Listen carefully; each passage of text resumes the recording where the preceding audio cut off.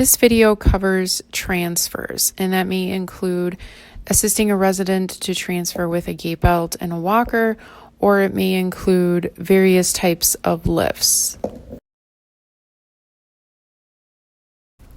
In this first scene, you see the resident transferring. This is an example of independent transferring, as the resident is able to position themselves and lock the wheelchair and transfer independently with no staff present.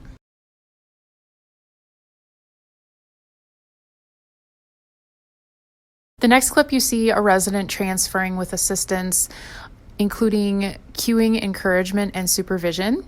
And this is set up only as the resident is basically able to do things independently. The staff member doesn't even really touch the resident, but is there just for encouragement and cueing and setup.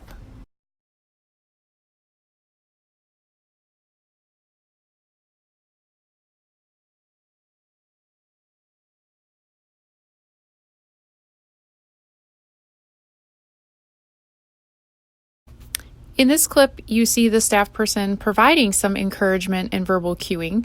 However, the staff person also is guiding the resident's limbs. And so as we talked in previous videos, although the cueing encouragement is present, really the highest level of assistance provided is limbs guided, and that is what should be documented.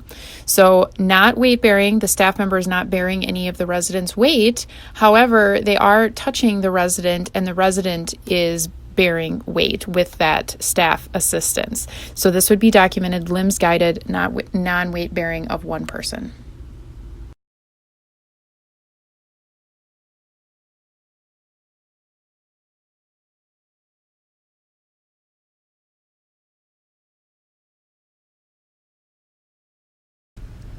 Keep in mind, whenever you're documenting ADLs, that if you use any strength or muscle to assist, it would be considered weight bearing.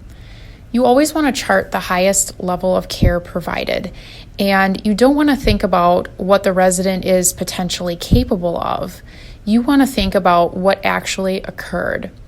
An example is if you know that your resident, Dolores, is independent, but today she needs weight-bearing assistance for bed mobility, you would document that as weight-bearing, despite the fact that you know she usually is independent.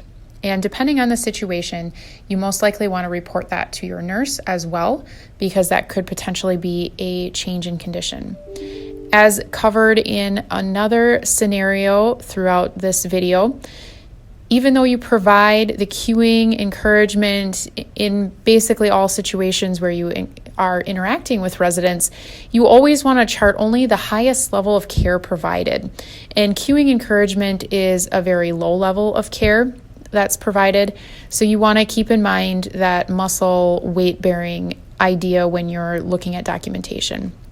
Always use your best judgment, and if you have questions, feel free to reach out.